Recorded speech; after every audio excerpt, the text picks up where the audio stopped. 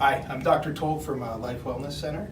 I'm here to kind of go over a stretch that I've been working on based upon the pelvic tilting and rotational aspect and lateral flexion stuff. I've been finding that the QL is very influential in the way the pelvis sits. So a lot of what we try and figure out is what side is that working on, or what side is too tight, and then how to open it up. So an example of that is first we check it.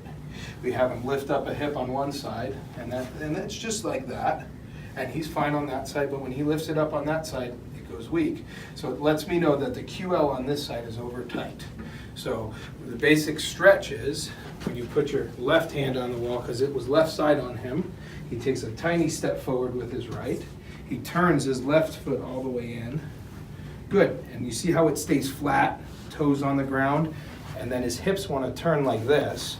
He puts his opposite hand on it, he turns the hip back, and then he pushes out. Oh yeah. And it causes a stretch of all of the muscles here, all the way down into the glutes and down into that side. And it's the side that is, the QL is really, really tight on. And you don't do it both ways because you have to do a different stretch. So after he's done with that stretch, I'll show you the opposite one. Yeah. And then you go onto the wall. Nope, right hand now. Right hand.